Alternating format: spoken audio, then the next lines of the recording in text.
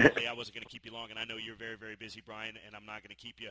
Going to talk about this has been a friendly conversation so far. I hope it doesn't turn bad on me, but I have to mention something. We all know who won the World Series last season. Oh, Do yeah. the Red Sox have Well, we all know who bought the World Series this past year. So I was going to ask you if you were going to go on air, on record, and say that the Red Sox were going to be in the World Series this year.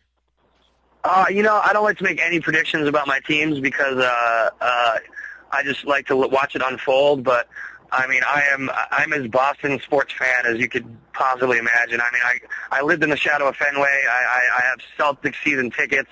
You know, I've been to every home Patriots game when I'm off the road. So I mean, I live and die for Boston sports.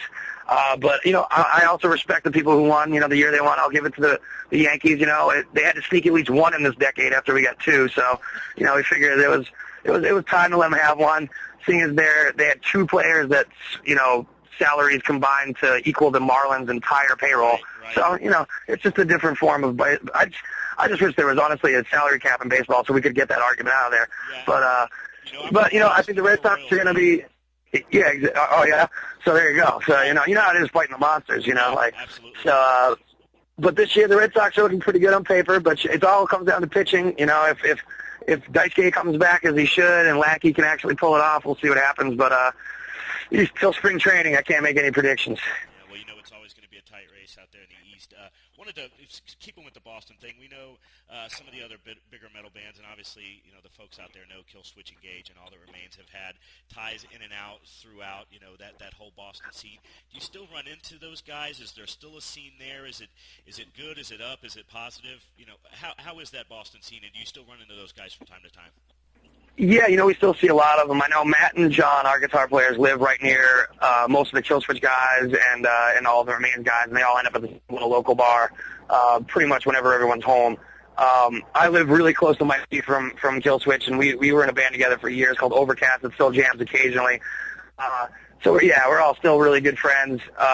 The scene itself is really good. It's a whole new generation now. You know, we're like the old dudes who are still hanging out at the bar watching our friends play, but like, it is cool to see how much has grown out of it. You know, so many great bands and covering such different styles too. You know, a band like Unearthed doesn't sound like Shadows Fall, and you know, and you just have Converge doesn't sound like Kill Switch, but we all came out of the same kind of pool of influences and played, you know, like the smallest little crappiest shows you could imagine back in the day.